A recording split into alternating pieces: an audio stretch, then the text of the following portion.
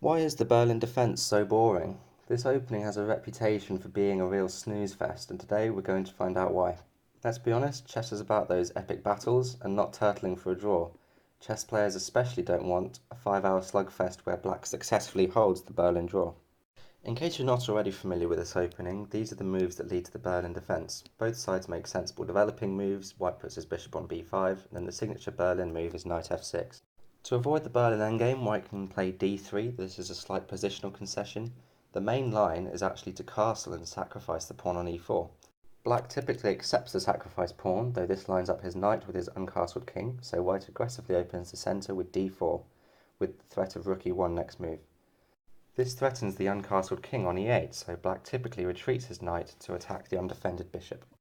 Therefore, white exchanges it for the knight on c6, then captures the pawn on e5, attacking the knight, which moves to the most active square, f5, which allows a queen trade, and also causes black to lose his castling rights. This is the starting position for the Berlin endgame. White plans to develop actively to try and target the uncastled king in the centre. So here are the 3 reasons why the Berlin is so boring. Number 1, it's a drawing weapon. With the exception of the 5th move in this move sequence, since Stockfish prefers rook e1 to d4 immediately, this line is all the best moves the computer would play. So by playing this line, you are effectively letting the computer set up the first 9 moves and starting straight from a queenless middle game. Boring! In other words, when you stop playing chess for fun and just start playing for half points, you play the Berlin. The Berlin has a 50% draw rate, and this is because white has no easy targets. The c6 pawn, which gives black his queenside majority, restrains white's knight if it comes to c3, as it covers both the b5 and d5 squares. Rook d1 check looks tempting as it gains a tempo on black's king, but black's king is actually secure on e8. Bishop g5 seems to threaten mate in 1, but this is easily blocked with bishop e7. Black's plans are slow and positional, to complete development of the bishops, secure the king, and then push pawns on either the queen side with c5 and a5, or the king side with h5. White just plans to restrain black and gain space for himself in this endgame. Which brings us on to reason 2 why the Berlin is boring. You have to play the Berlin endgame. If you want to play the best moves, you end up in this or a similar position. To avoid it, you have to make a positional concession. And white is constantly on the clock. The longer the game goes on, the more powerful black's bishop pair becomes, the more likely black's king will get to safety, and the more likely the queenside pawn majority will start rolling.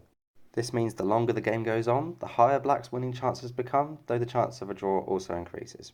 So how do you make sure you end up on this side of the equation, you ask? Well, you study.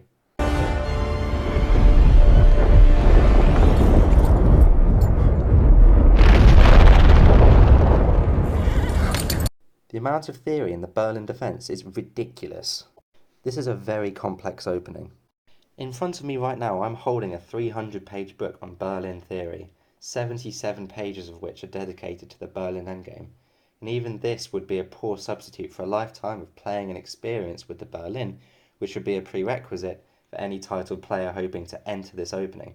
This is an ultra-analysed opening you have to study before you play, with many possible options for both sides, with the nature of play radically changing based on what either side chooses. So what are you waiting for? Get to memorising those Stockfish lines. So at this point, I don't know, maybe you want to tear your hair out at the prospect of facing this queenless middle game, or maybe you like it. But how would you avoid it if you wanted to? Assuming you still want to play e4 on move 1, you can switch to the Italian opening, which starts with bishop c4 on move 3, or there are a plethora of other king's pawn openings you could try. On an optimistic point, the Ruy Lopez is much more common than the Berlin, being played 5 times as much, in which case it's likely you'll get a much more interesting game. Hot diggity dog! This place is magnificent! Anyway, that's all guys, thanks for watching.